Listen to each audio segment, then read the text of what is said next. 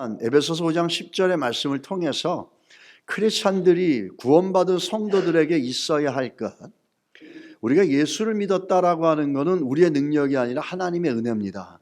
성령이 우리 안에 거하심으로 말미암아 감켰던 눈이 열리면서 예수를 발견한 게 된 거죠. 이걸 우리가 총괄적으로 뭐라 그러냐면 은혜라 그렇게 얘기합니다. 그렇다면 성령이 우리 안에 거하신다면은, 성령이 거해서 예수 그리스도를 구주로 고백했다면은 우리 안에 달라질 게 하나 있습니다. 그게 뭐냐면 생각입니다. 우리의 마음이라는 거예요. 우리 생각이 예전에는 이방인들처럼 생각했던 게 예수 그리스도 안에서 바뀌어야 되는데, 그 생각의 변화가 어디서부터 시작되느냐라는 거죠. 우리는 이 부분들을 오늘 좀 살펴보면서 한 해 동안 계속해서 반복해 가겠습니다. 그 서부 아프리카의 어느 부족이 가지고 있는 전설 중에 하늘 선녀라고 하는 그 전설이 있다고 합니다. 어느 날 한 부족 안에 사람들이 자기 마을에서 암소들이 우유를 내는데 그 양이 갑자기 줄어들더래요. 그래서 그 원인을 찾다가 알 수가 없어서 한 청년이 자원을 내가지고 밤새도록 그 소들을 지켜보기로 했습니다. 그런데 갑자기 한밤에 달빛을 타고서 하늘로부터 정말 아름다운 한 여인이 내려오더래요. 그러면서 암소들의 젖을 짜가지고 양동에 담아가지고 하늘로 올라가더랍니다. 너무 신기하고 기가 막혀가지고 저 선녀를 잡아야 되겠다 생각을 해가지고 그 소 주변에다가 덫을 설치합니다. 그러고서 그 다음 날도 밤새도록 잠을 안 자고 기다리고 있는데, 역시 달빛이 환하게 비치니까 그 달빛을 타고 그 아름다운 선녀가 쭉 내려오더니 또 소들의, 그 암소들의 젖들을 다 걷어가는 거예요. 그 순간에 덫을 열어가지고 그 선녀를 잡습니다. 그 선녀를 잡아가지고 당신이 누구냐라고 하니까 지금 하늘에 양식이 부족해가지고 자기의 책임이 뭐냐면 이 땅에 내려와서 이 우유를 가져가는 거라는 겁니다. 그래서 그 청년이 그 선녀를 붙잡고 놔주지 않으니까 선녀가 이렇게 얘기합니다. 나를 놔주면은 당신이 원하는 모든 소원을 들어주겠다, 이렇게 얘기합니다. 좋다. 내가 원하는 건 당신과 결혼하는 거다, 이렇게 얘기를 합니다. 해주겠다. 대신 나에게 사흘만 달라. 내가 하늘에 올라가서 준비할 것이 있다. 그러고 내가 사흘에 내려오겠다라고 약속을 하고 하늘로 올라갔습니다. 정말 약속대로 사흘 후에 그 선녀는 큰 상자를 하나 들고 내려옵니다. 그러면서 그 상자를 가지고 내려오면서 그 청년에게 주면서 이렇게 얘기합니다. 절대로 이 상자를 열어보지 마십시오 라고 부탁을 하죠. 근데 시간이 지나면서 어느 날 그 아내인 선녀가 외출을 했는데 이 남편이 호기심이 발동이 돼가지고 그 상자를 열어보고 싶은 마음이 생기는 거예요. 그래서 그 상자를 급기야는 열어봤습니다. 근데 열어봤는데 아무것도 없는 빈 공간이에요. 실망을 한 거죠. 아니 이거 그냥 빈 공간인데 이게 뭐가 대단한 건가 하고 있는데 와이프가 들어온 겁니다. 선녀 아내가 물어봅니다. 이상한 걸 보고서 당신 저 상자 열어봤습니까? 열어봤다라니까 하는 말이, 그거 아무것도 없고 그냥 빈 공간인데 그게 뭐 대단한 거라고 나한테 열어보지 말라 그랬냐, 이렇게 얘기하기에 선녀가 실망을 하면서 나는 당신과 더 이상 살 수가 없습니다. 나는 지금부터 당신을 떠나겠습니다, 이렇게 얘기합니다. 그러니까 이 남편이 놀라가지고 아니 그거 아무것도 아닌 빈 공간밖에 없는 저 상자 열어봤다고 왜 나를 떠나느냐, 이렇게 얘기를 하니까 나는 하늘에 올라가가지고 사흘 동안 뭘 준비를 했냐면 내가 내려오게 되면 내 고향 하늘이 그리울 것 같아서 저 상자 안에 하늘을 담아왔습니다. 그런데 내가 가장 소중히 여기는 하늘을 당신은 아무것도 아닌 것처럼 여기는 그것 때문에 내가 당신 곁을 떠나야 되겠습니다, 이렇게 얘기한 겁니다.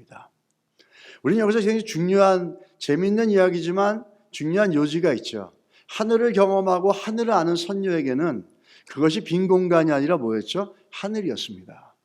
근데 하늘에서 살아본 적도 없고 하늘을 경험하지 못한 그 남편은 그 빈 박스 안의 공간이 뭐죠? 그저 아무 의미 없는 빈 공간이었다라는 거예요.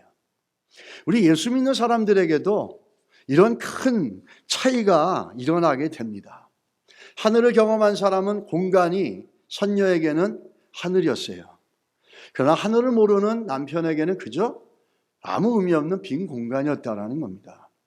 예수 믿는 사람들에게도 이렇게 분명한 차이점과 분기점이 일어나는 분명한 사건이 있습니다.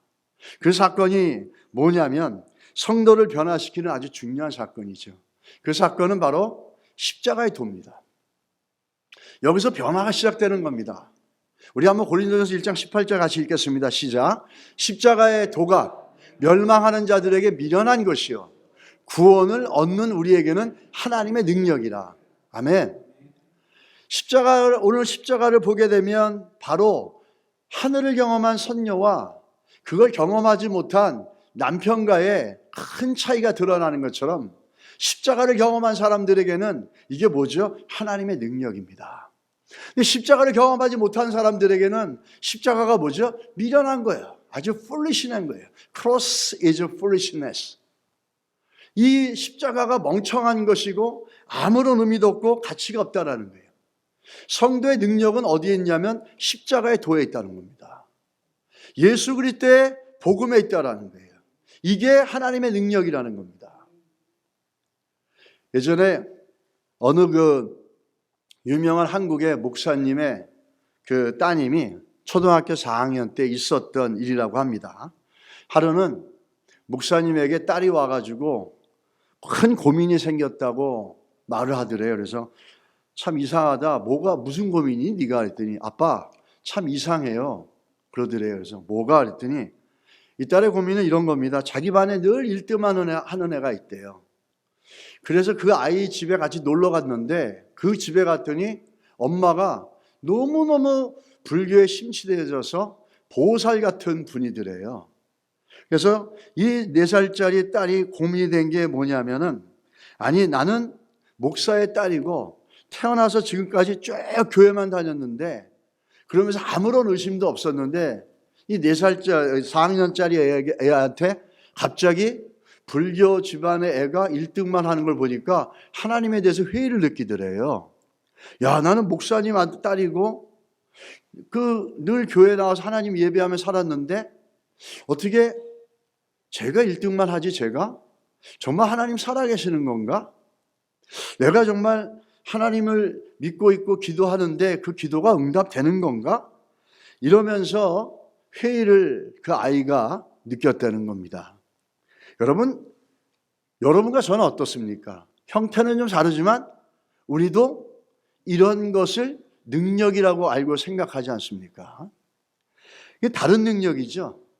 예수를 믿고 살면서도 교회를 열심히 나왔는데 나보다 옆집에 미신 섬기는 사람이 너무 잘 되는 거예요. 집도 사고 차도 사고 땅도 사고 너무 잘 되는 거야. 그런 걸 보면서 이런 생각이 들죠. 나는 하나님 잘 섬기고 있는데 왜 나는 이런 일을 안 주시나? 하나님 정말 살아계시는 건가? 하나님 정말 능력 있는 분이신가? 하나님 정말 나를 사랑하시나? 이런 생각들 형태는 다르지만 우리들 안에도 있었을 것이고 제 안에도 있었습니다. 이런 회의를 느끼고 내가 하나님을 잘 섬기는데 도좀 하나님이 능력을 주셔서 잘 됐으면 좋은데 그렇게 되지 않는 일들. 또 특별히 일가 친척들 중에서 우리 집만 예수를 잘 믿고 교회 열심히 나가는데 예수 안 믿고 교회 안 나가는 다른 가족들은 너무 잘 되는데 나는 왜 잘 안 되고 여전히 경제적으로 가난하고 문제 가운데 허덕이며 살아가고 있을까? 정말 내가 교회를 나가는 게 아니면 하나님이 능력이 있는 건가? 이런 고민을 하는 성도들도 많이 있습니다. 그래서 자기들이 원하는 것이 이루어지지 않으면 교회를 떠나고 신앙생활을 멈춰가는 사람들이 참 많죠. 왜 그러냐면 이 세상의 능력은 그렇게 잘 되고 많이 얻고 많은 것을 누리는 게 세상이 말하는 능력입니다. 그런데 예수 그리스도 안에서의 능력은 뭐죠? 십자가의 도라는 거예요. 우리가 알고 있고 성경이 우리에게 말하는 하나님의 능력은 어디서부터 시작되냐면 십자가의 도에서부터 시작이 된다는 거예요. 세상에서 능력이라고 하는 건 많이 얻고 많이 공부하고 남들보다 더 잘 되고 남들 위에 서 있는 것이 어떤 능력의 결과물이라고 하지만, 성경이 말하는 하나님의 능력은 뭐냐면 십자가의 도. 이 십자가의 도가, 십자가를 경험하고 그 십자가가 나를 위한 십자가고, 그 십자가가 나의 죄를 위해 죽으신, 예수 그리스도의 피 흘려 죽으신 십자가라는 것을 우린 경험하게 되고 알게 되어지고, 우리 심령에 그 십자가가 세워지고 그 십자가가 새겨질 때 우리가 하나님의 능력 가운데 있다는 겁니다. 우리는 예수를 믿으면서 세상을 살면서 비교하면서 세상의 능력과 사람들이 말하는 능력 때문에 회의를 잠시 빠질 수는 있습니다. 그러나 정말 오늘 성경이 말하는 너무너무 중요한 하나님의 능력은 십자가의 도에 있다는 겁니다. 마치 이런 거죠. 오늘 그 본문에서 말하는 것처럼 미련한 어떤 구원을 얻는 우리에게는 하나님의 능력이지만, 십자가의 도가 뭔지를 모르는 사람들에게는 미련한 것이라 얘기합니다. 천국을 경험하고 하늘을 경험했던 선녀에게는 그 빈 공간이 뭐였죠? 하늘이었어요. 그러나 하늘을 경험해 보지 못한 남편에게는 그냥 쓸모없는 빈 공간이었다는 겁니다. 똑같은 얘기죠. 우리가 십자가를 경험하면은 이것이 정말 하나님의 능력이라는 걸 알지만, 그걸 모르는 이들에게는 이 하나님의 능력이 아니라 미련한 것이다, 이렇게 여긴다는 겁니다. 이 십자가의 도가 어떤 능력이 있는가? 십자가가 우리에게 주는 능력은 어떤 거겠습니까? 우리가 죄인인 것을 깨닫게 해주는 거예요. 가장 중요한 거죠. 내가 죄인인 것을 깨닫게 하시고, 내 자신이 얼마나 죄인인 건지 내 자신의 모습을 보게 하고 깨닫게 하고 알게 하는 겁니다. 우리는 예수를 믿지만은 돈의 능력은 알지만 십자가의 능력은 모르는 경우가 너무 많다는 거예요.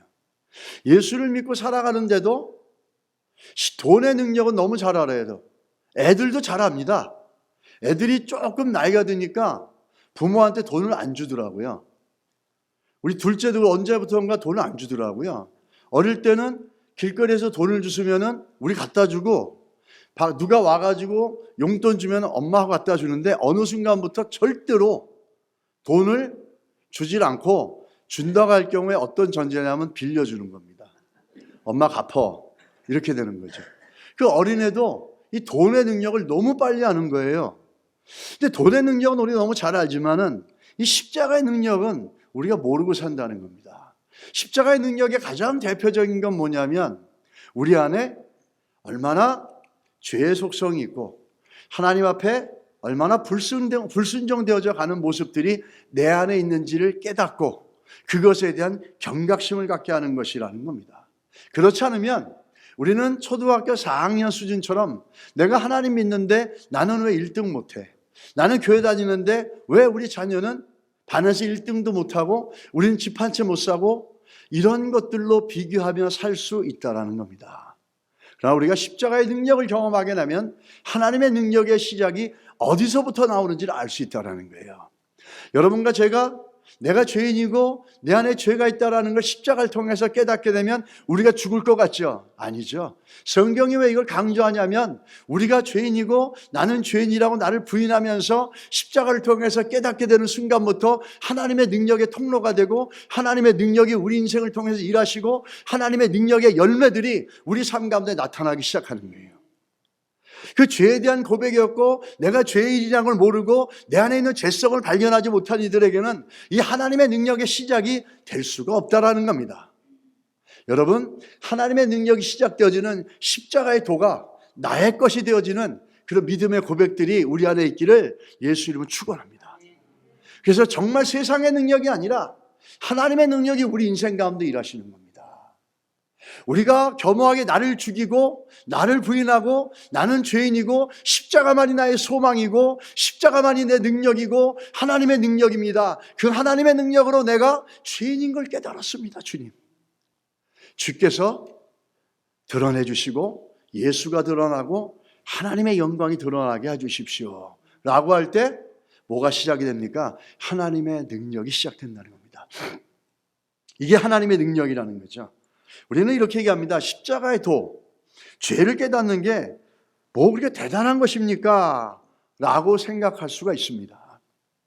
여러분, 십자가의 능력은 우리 하나님이 우리에게 원하시는 능력 있는 삶을 성취하고 또 많은 것을 소유하는 것이 제일 먼저 하나님 우리에게 십자가의 도를 통해서 우리의 죄성들과 죄를 깨닫게 함으로 하나님의 능력이 시작이, 어느 것도 세상에 어느 것도 우리의 죄를 깨닫게 해주고 내가 죄인인 것을 갖다 알게 하지 않습니다.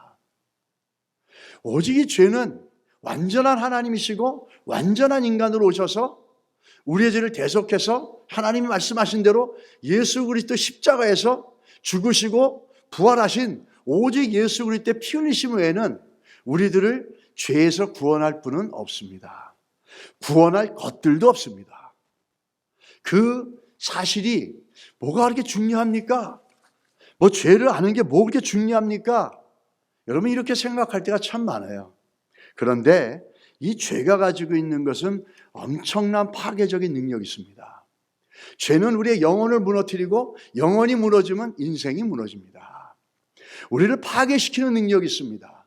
멸망시키는 능력들이 이 죄의 능력 안에 있다는 거예요.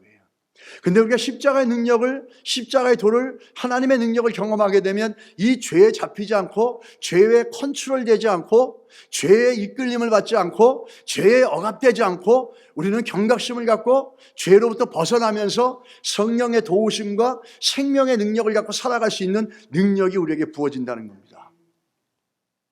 여러분, 이 죄는 한순간에 우리를 무너뜨립니다. 죄는 우리들을 끊임없이 이렇게 가는데 우리가 십자가를 바라보고 그 십자가의 도를 보며 살아갈 때 우린 죄로부터 멀어져 갑니다. 1999년에 5월에 미국의 모 신문에서 13년간 하버드 대학 신학대 학장을 지낸 로널드 티먼이라는 교수가 파면됐다는 기사가 있습니다. 그분은 정말 많은 것을 업적을 이루었죠. 많은 업적을 이루고 또 하버드 대학이라는 데 가서 14년 동안 학장을 한 겁니다.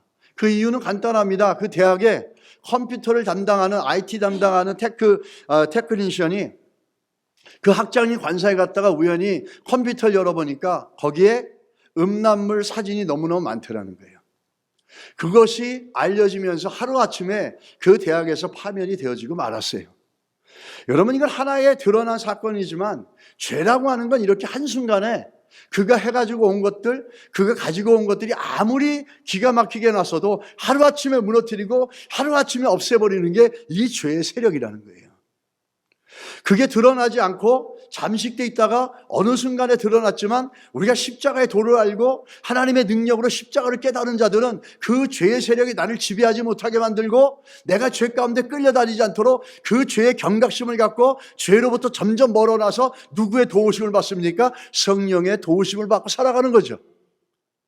여기서 우리는 엄청난 십자가의 능력이 나옵니다. 우리가 살아가는 데 있어서 이 세상의 모든 희노애락과 이 땅에 살아가는 모든 세상의 모든 것들이 왜 그렇게 똑똑하고 잘 배운 사람들이 그 탐욕과 그 욕심 가운데 살다가 인생도 망가질 뿐만 아니라 그 사회를 망가뜨리고 나라를 갖다 망가뜨리는 그 일들이 다 어디서부터 나옵니까? 죄로부터 나온다는 거죠. 근데 그 파괴적인 죄를 깨닫게 해주는 것이 하나님의 능력이고 십자가라는 겁니다. 우리는 여기서부터 바뀌는 게 있습니다. 이 십자가가 우리 안에 새겨진 자들에게는 바뀌는 게 있죠. 보는 관점이 바뀌어집니다. 대표적으로 베드로를 좀 보겠습니다. 누가복음 5장 1절로 11절에 보면 베드로가 나옵니다. 베드로는 이 5장 1절부터 11절에 어떤 사건이 나오냐면 이 누가복음 5장 처음에는 예수님께서 베드로가 만나는 장면이 나오는데 베드로를 만나기 전에 예수님이 천국 복음을 먼저 전하고 계십니다. 말씀을 열심히 전하시다가 옆을 딱 보니까 누가 있냐면 밤새도록 그물을 던져서 고기를 잡으려고 했는데 한 마리도 못 잡고 돌아와서 아주 허탈한 마음으로 그물을 씻고 있는 베드로를 보게 됩니다. 말씀을 전하고 있다가 말씀을 다 마치고 나서 예수님께서는 누구에게로 가냐면 그 옆에 있는 베드로에게 찾아갑니다. 그러면서 예수님이 말씀을 하십니다. 뭐라고 말씀하십니까? 같이 한번 읽을까요? 말씀을 마치시고 시몬에게 이르시되 깊은 데로 가서 그물을 내려 고기를 잡으라. 시몬이 대답하여 이르되 선생님, 우리들이 밤이 새도록 수고하였으되 잡은 것이 없지만은 말씀에 의지하여 내가 그물을 내리리다 하고. 어떤 얘기입니까? 지금 베드로가 옆에서 그물을 씻으면서 그 옆에서 말씀을 전하고 있는 예수님의 말씀을 귀담아 들었던 것 같아요. 그러니까 예수님이 이렇게 하라고 하니까 순종하고 베드로가 나갑니다. 그런데 이 예수님의 말씀이 기가 막힙니다. 왜 기가 막히냐면 베드로라고 하는 사람은 이 갈릴리 바다, 이 게네사렛이라고 말하는데 갈릴리 바다를 얘기하는 겁니다. 호수인데 너무 커가지고 바다라고도 부릅니다. 디베랴 바다, 디베랴 호수죠. 이 갈릴리 호수에서 나고 태어나고 자란 사람이에요. 업으로 잔뼈가 굵은 사람이에요. 예수님이 얘기하는 건 뭐냐면 그 지역에서 어부를 하는 사람들에게는 어떤 내용이냐 하면 안 되는 내용이에요. 거기 갈릴리 호수는 어떤 사람 어떻게 낚시질을 하냐면은 깜깜한 밤에 빛이 없을 때 낮은 곳에 가서 그물을 던져야만 고기를 잡을 수 있는 겁니다. 근데 예수님은 뭐라고 그러죠? 밝은 대낮에 깊은 곳에 가서 그물을 던지라 그러는 거예요. 그거는 절대로 잡을 수 없는 거예요. 그 사람들이 가지고 있는 상식과 그 사람들이 갖고 있는 경험과 그 사람들이 갖고 있는 지식하고는 완전히 다른 겁니다. Completely different입니다. 그런데도 불구하고 베드로가 뭐라고 그러죠? 내가 순종하겠다 이렇게 얘기하는 거예요. 우리는 베드로가 순종하고 가가지고 고기를 많이 잡은 건 생각하지만 베드로가 지금 예수님의 말씀, 어떤 말씀에 순종했는지는 잘 기억하지 못합니다. 예수님의 말씀은 그렇게 하면 거기서 고기를 잡을 수가 없는 거죠. 밝은 대낮에 해가 다 떴는데 가가지고 깊은 데서 그물을 던지면 고기들은 다 도망가게 돼 있습니다. 그래서 깜깜한 밤에 가가지고 낮은 곳에 가서 그물을 던져서 고기를 잡는 게 갈릴리에서 고기 잡는 법이에요. 완전히 다른 거죠. 비현실적이죠. 비합리적이죠.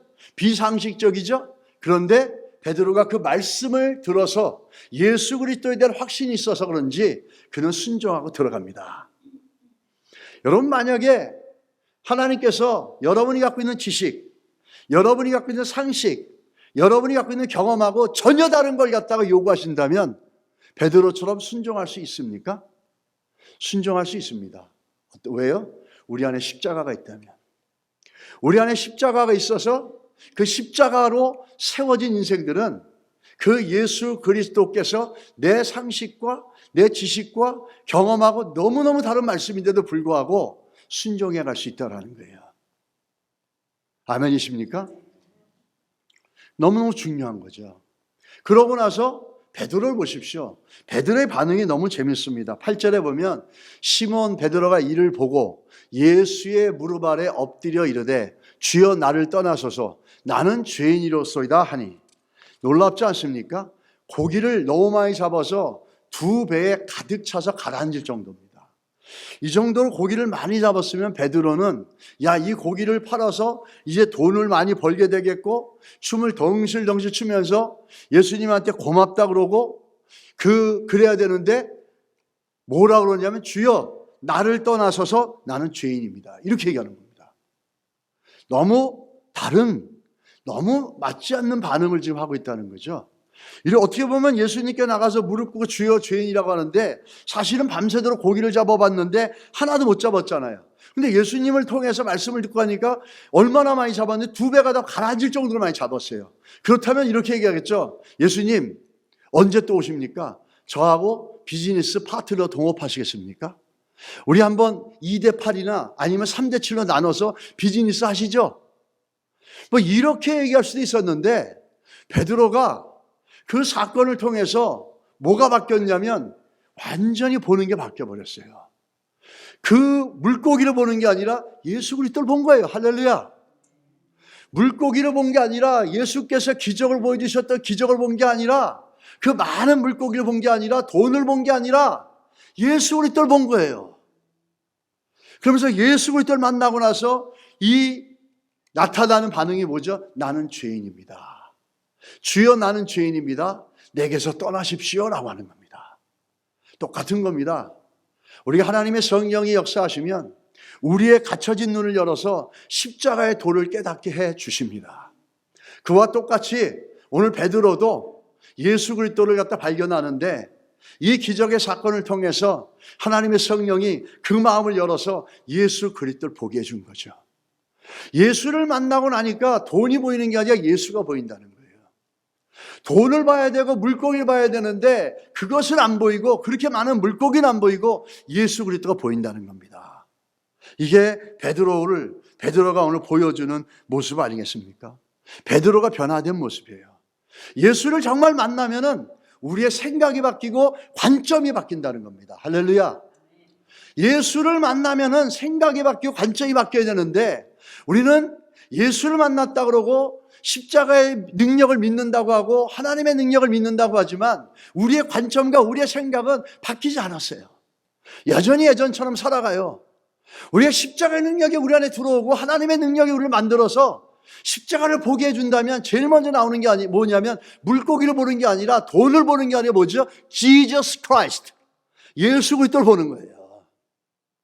돈을 보는 게 아니라 물고기를 보는 게 아니라 그 능력을 보는 게 아니라 인격적으로 예수 그리스도를 보는 거예요.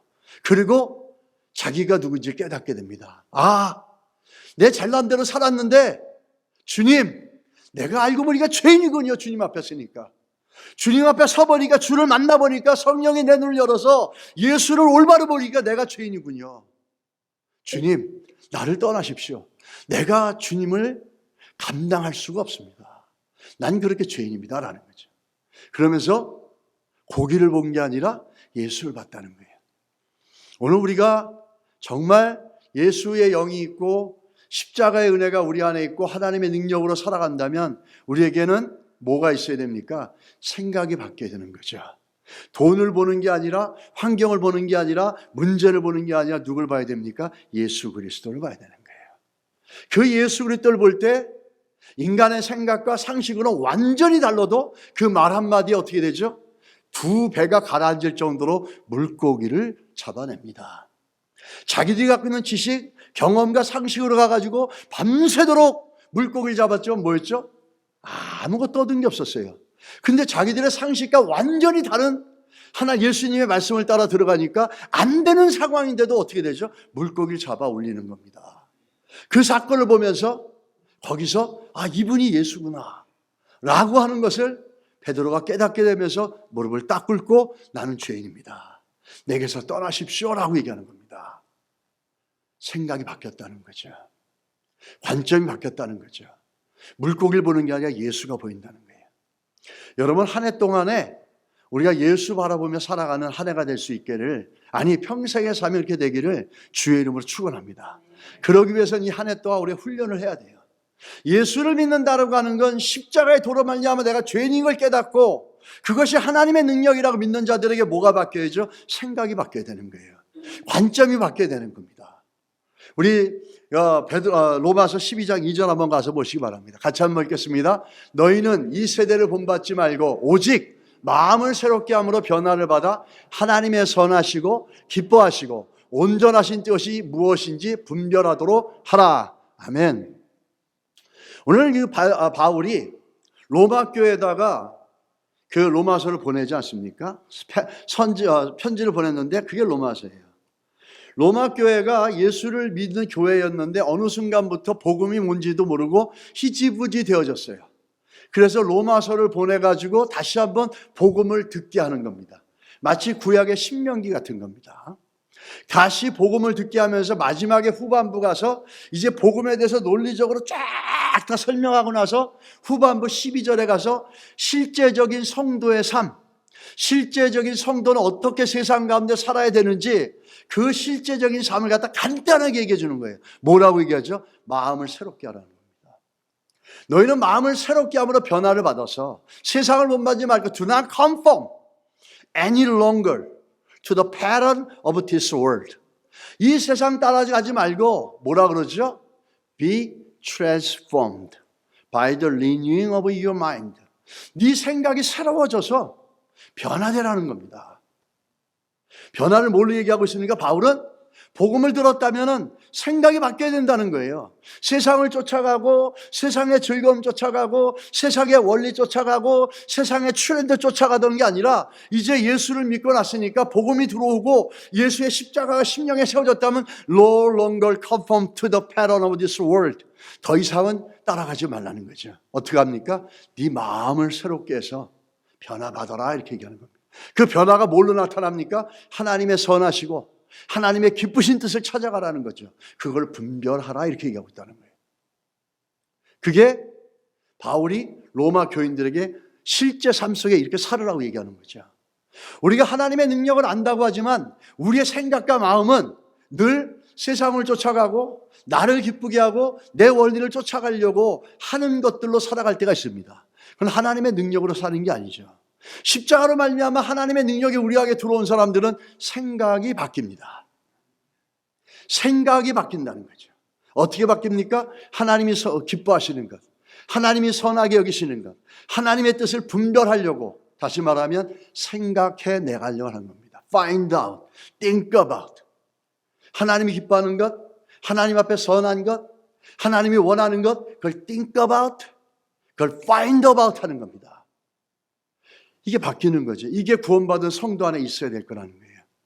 우린 구원받았다고 얘기하지만, 입으로 맨날 얘기하지만은, 난 천국 갑니다 얘기하지만, 내 마인드는 여전히 still 어떻게 하죠? The pattern of this world. 그냥 세상의 유형대로 그대로 가고 있어요. 예전에 예수 바깥에 있었던 the Gentile이라고 그러죠. 이방인들처럼 똑같이 생각하고 가고 있다라는 거예요. 그게 어떻게 우리 안에 하나님의 능력이 십자가가 우리 안에 있는 삶입니까? 생각이 안 바뀌는데. 생각이 바뀌어야죠. 어떻게? 하나님이 기뻐하시는 게 뭐냐라는 거죠. 하나님의 뜻이 무엇이냐라는 거죠.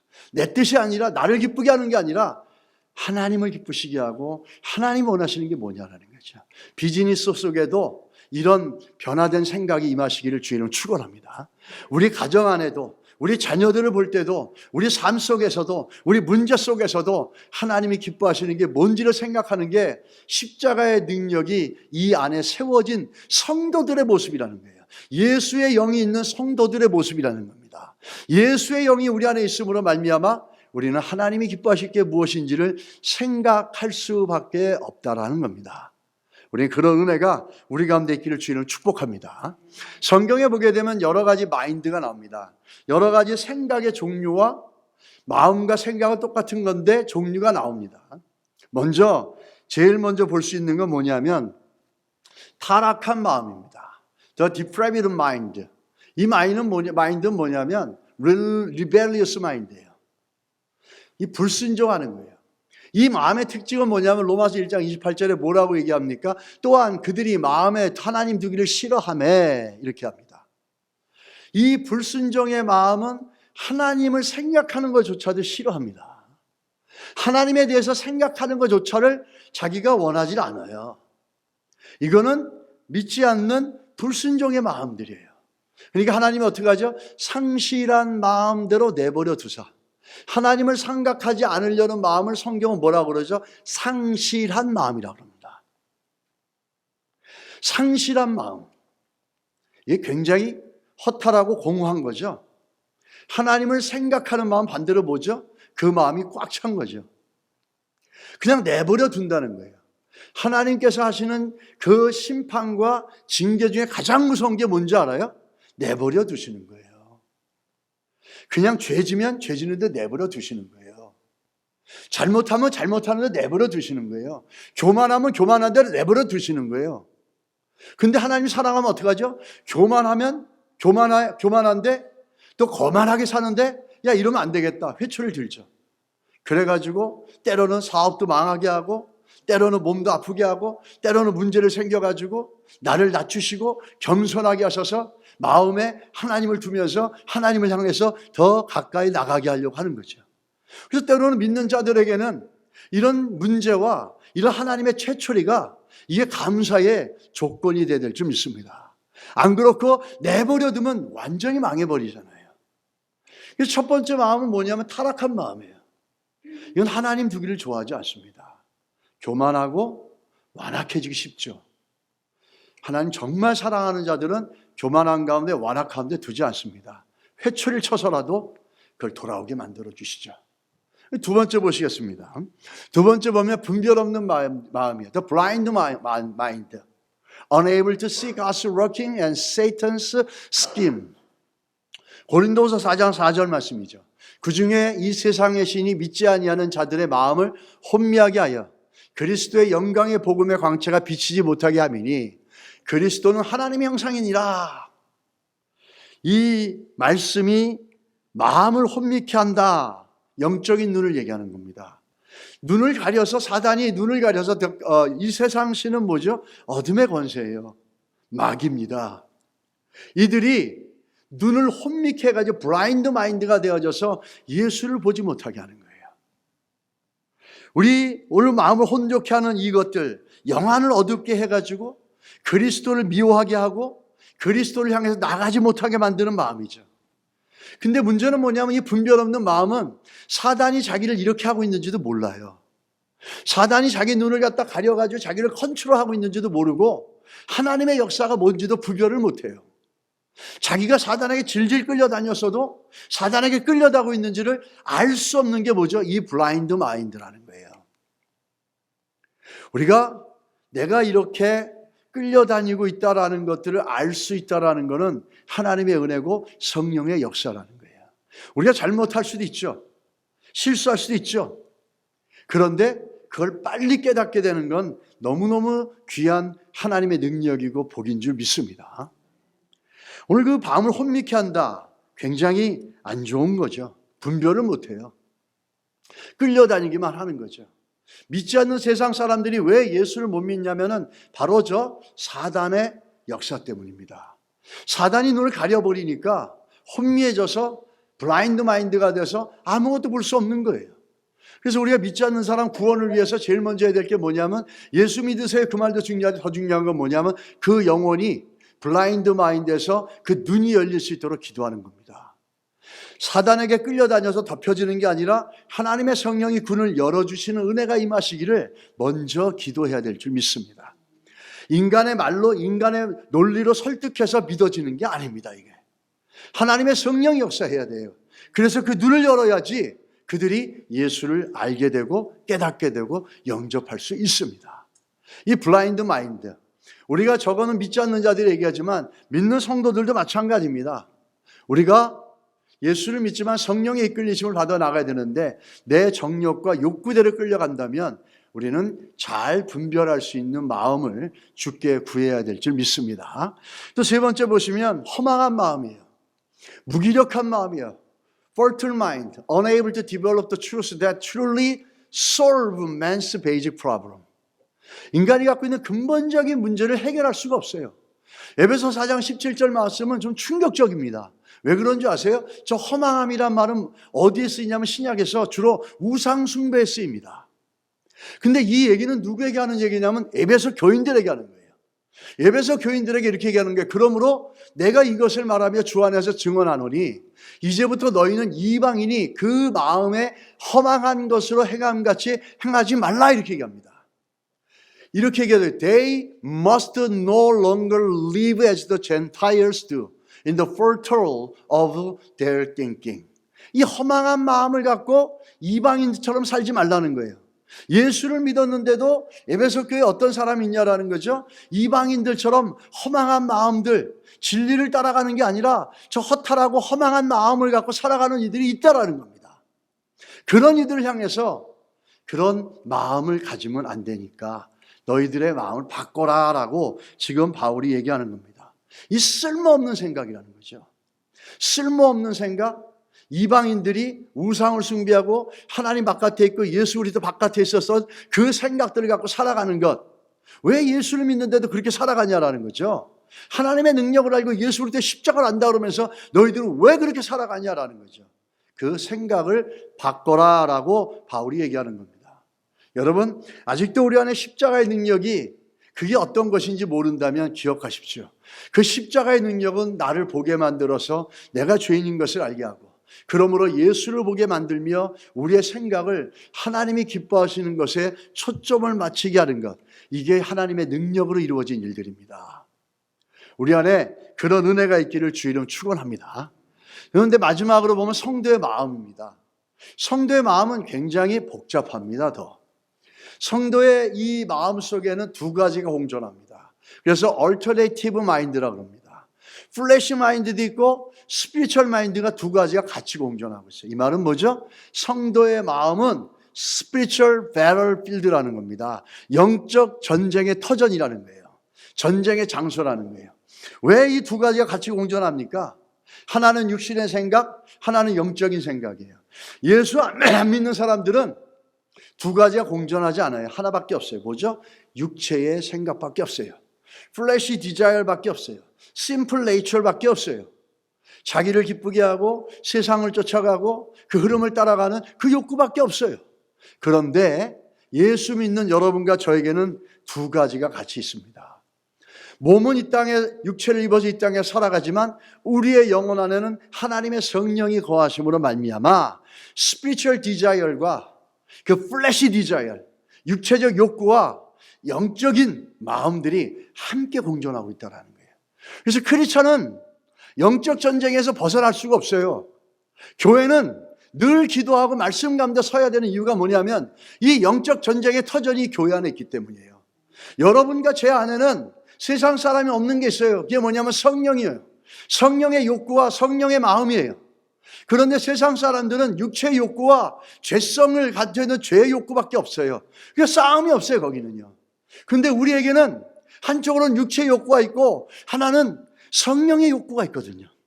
거룩한 욕구가 있고 그 육체의 욕구가 같이 공존하니까 기도와 말씀 속에서 성령 충만하지 않으면 우리는 이 두 가지 속에서 늘 갈등을 하든지, 그래서 갈라디아서 5장 20절처럼 두 가지가 갈등하면 뭐죠? 아무것도 이룰 수 없던 거예요.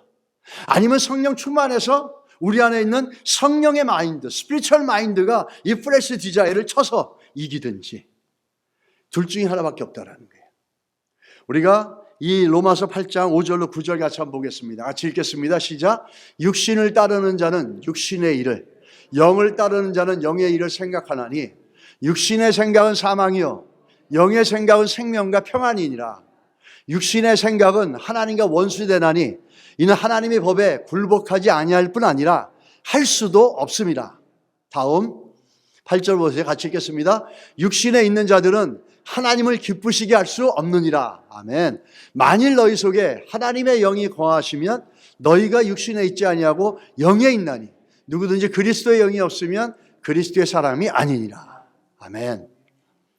뭐라 그럽니까? 육신에 있는 사람들은 하나님을 기쁘시게 할 수 없어요. 그러니까 우리 안에 두 가지가 공존하죠. 하나님을 기쁘시게 하려는 마음과 하나님을 기쁘시게 하지 않으려는 것과. 이게 영적 전쟁의 현장이 어디에 있냐면 우리 심령 안에 있는 거예요. 그게 우리 교회입니다. 교회가 그런 데예요. 교회는 하나님의 성령의 마인드와 육체의 욕구와 같이 공존하고 있는 사람들의 모임이에요. 그러다 보니까 기도와 말씀이 충만하게 우리에게 채워지지 않으면 인간의 욕구가 일어나서 사람의 모임인지 교회인지 하나님의 그 공동체인지 구원의 공동체인지 분별이 안 되는 거예요. 그런데 우리가 말씀과 기도로 성령 충만하면 어떻게 되겠습니까? 이 교회는 하나님의 성령의 이끌림을 받는 거룩한 구원받은 공동체가 되는 거죠. 이 두 가지가 늘 싸우고 있는 게 우리 내면이고 교회라는 겁니다. 이거를 모르면 우리는 사단에게 질 수 있다는 거죠. 그러면서 우리가 육체 가운데 있지 않고 하나님의 성령으로 충만하다 그러면 어떤 일이 일어납니까? 하나님을 기쁘시게 하는 일을 생각한다는 겁니다. 할렐루야. 이런 은혜가 우리 안에 있기를 주의는 축복합니다. 그래서 오늘 이 본문에처럼 이 크리스천 마인드는 뭐죠? 얼터네이티브 마인드예요. 선택을 했어요. 양자 선택을. 여기는 플래시 디자이어이 있고 여기는 스피리추얼 디자이어이 있고 여기는 플래시 마인드가 있고 이쪽에는 스피리추얼 마인드가 있는 거예요. 이 두 가지가 같이 맨날 충돌하는 거예요. 같을 수가 없거든요. 그런데 하나님의 말씀과 기도로 충만할 때 우리는 영적인 마인드를 갖고 살 수 있고 하나님이 기뻐하시는 일들을 순종해 갈 수 있다는 겁니다. 한 해 동안에 기도와 말씀을 놓지 않고 그 결과로 하나님이 기뻐하시는 게 뭔지를 생각할 수 있길 바랍니다. 여러분과 제가 만약에 하나님이 기뻐하시는 게 뭔가를 만약에 여러분 삶의 현장에서 생각하고 있다면 여러분은 지금 영적 전쟁에서 이기고 있다는 거예요. 근데 그걸 전혀 생각도 못하고 눈에 보이는 대로 그냥 살아간다면 여러분 두 가지 충돌되는 속에서 뭐에 이끌림을 받습니까? 최소한 성령의 이끌림을 받는 건 아니에요. 우리가 하나님이 기뻐하시는 게 뭔가를 고민한다는 건 그 뭐죠? 내가 지금 영적 전쟁에 이기고 있다는 겁니다. 내 안에 성령이 나를 이끌어가고 있다는 겁니다. 그래서 이 하나님의 성령의 도우심이 없으면 하나님을 기쁘시게 하는 삶을 살 수가 없습니다. 생각을 할 수 없다라는 거죠. 고린도서 3장 18절에 이렇게 얘기합니다. 우리가 다 수건을 벗은 얼굴로 거울을 보는 것 같이 주의 영광을 보며 그와 같은 형상으로 변화하여 영광에서 영광에 이르니 곧 주의 영으로 말미암느니라. 아멘. 하나님의 성령으로 말미암아 이렇게 되는데 하나님의 성령은 어떻게 우리 안에 충만하게 거하십니까? 바로 저걸 보십시오. 디모데전서 4장 5절을 보세요. 하나님의 말씀과 기도로 거룩하여집니다. 우리가 하나님의 성령으로 말미암아 우리가 거룩해지고 하나님의 성령으로 말미암아 하나님이 기뻐하시는 걸 생각할 수 있는 건 어떻게 되어지냐면 말씀과 기도라는 거예요. 하실 수 있으면 말씀과 기도의 삶들을 조금이라도 조금씩 늘려가신 은혜가 있고 시작해보지 않으신 분들은 조금씩이라도 시작해 가시길 축복합니다. 그래서 성령 충만해서 여러분의 삶 속에서 자녀들 속에서 하나님이 기뻐하시는 것을 찾아가고 생각해낼 수 있는 우리 성도가 되기를 주의 이름으로 간절히 소원하고 우리 교회가 다 모든 성도들이 하나님이 기뻐하시는 것에 초점을 맞춰 나가는 공동체가 되기를 간절히 소원합니다. 그렇게 되어질 줄 믿습니다. 고린도서 2장 9절로 13절에 보시면 뭐라고 얘기합니까? 기록된 바 하나님이 자기를 사랑하는 자들을 위하여 예비하신 모든 것을 눈으로 보지 못하고 귀로 듣지 못하고 사람의 마음으로 생각하지 못하였다 함과 같으니라. 오직 하나님이 성령으로 이것을 우리에게 보이셨으니 성령은 모든 것 하나님의 깊은 것까지 통달하시느니라. 사람의 일을 사람의 속에 있는 영 외에 누가 알리요? 이와 같이 하나님의 일도 하나님의 영 외에는 아무도 알지 못하느니라. 우리가 세상의 영을 받지 아니하고 오직 하나님으로부터 온 영을 받았으니 이는 우리로 하여금 하나님께서 우리에게 은혜로 주신 것을 알게 하려 하심이라. 우리가 이것을 말하거니와 사람의 지혜가 가르친 대로 가르친 말로 아니하고 오직 성령께서 가르치신 것으로 하니 영적인 일은 영적인 것으로 분별하느니라. 아멘. 이 성령은 어떻게 우리에게 충만해집니까? 말씀과 기도입니다. 신앙생활은 아주 심플합니다. 그런데 그 심플한 걸 순종하기가 쉽지 않아요. 하나님의 은혜를 구해야 됩니다. 말씀과 기도의 삶을 지속적으로 해나가는 것, 이것처럼 큰 능력과 복이 없습니다. 그럴 때 성령이 충만하고 우리는 하나님이 기뻐하시는 것에 초점을 맞출 수 있습니다. 이 안에 그렇게 해가지고 정말 승리하는 여러분과 제가 되기를 간절히 소원합니다. 육에 속한 사람들은 어떤 특징이 있습니까? 고린도서 2장 17, 14절입니다. 육에 속한 사람은 하나님의 성령의 일들을 받지 아니하나니 이는 그것들이 그에게는 어리석게 보이며 또 그는 그것들을 알 수도 없나니 그러한 일은 영적으로 분별되기 때문이라. 육에 속하고 그 플래시 디자이어에 끌려가고 이 정말 심플 네이처에 끌려가는 사람들은 특징이 뭐냐면 하나님으로부터 온 것들을 중요하게 여기지 않아요. 그것들이 그에게는 어리석게, 누구죠? 이 그것들이 뭐냐면 things comes from the Lord. 하나님께로부터 온 것들을 갖다가 무시해버립니다. 이게 육체에 붙잡혀 있는 사람들, 그 육체라고 하는 죄성이 우리를 지배받고 있는 크리스찬이라고 하더라도 그것에 잡혀 있다면 하나님으로부터 온 걸 귀하게 여기지 않고 하나님으로부터 올 것들을 찾지도 않습니다. 잘 분별할 수 있기를 주의 이름으로 축복합니다. 우리는 이래서 영적 전쟁을 해나갑니다. 여기 에베소 6장 13절의 말씀이죠. 전신갑주를 입어라. 왜? 서기 위함이라 그럽니다. 하나님의 성령으로 전신갑주를 입는 것, 말씀과 기도라는 겁니다. 그래서 서서 이 싸움에 승리해 나가는 거죠. 영적 전쟁에서 승리한 사람들, 두 가지 그 얼터네이티브 마인드에서 성령의 마인드로 충만하고 하나님께서 영적으로 승리해가고 충만해가는 사람들은 어떤 특징이 있는가 하면은 골로새서 3장 1절 2절입니다. 그러므로 너희가 그리스도와 함께 다시 살리심 받았으면 위의 것을 찾으라. 거기는 그리스도께서 하나님 우편에 앉아 계시니라. 위의 것을 생각하고 땅의 것을 생각하지 말라. 아멘. 이게 우리가 승리하고 있다는 겁니다. 하나님이 기뻐하시는 것이 무엇인지를 생각하고 땅의 것을 생각하지 않고 위의 것을 생각해 나가고 있다는 게 내가 지금 성령이 충만한 것이고 지금 이기고 있다는 거예요. 우리는 한 해 가운데 이런 은혜가 우리에게 부어질 수 있게 되기를 간절히 소원합니다. 그래서 5장 10절에 보면 오늘 읽었던 것처럼 주를 기쁘시게 할 것이 무엇인가? 시험하여 보라. 생각하여 보라. 이 한 해를 여러분과 제가 영적 전쟁에 성공하고 승리해서 하나님이 기뻐하시는 게 무엇인지를 늘 생각하고 또 그것을 찾아가보는 그런 믿음의 삶이 되시기를 예수 이름으로 축원합니다.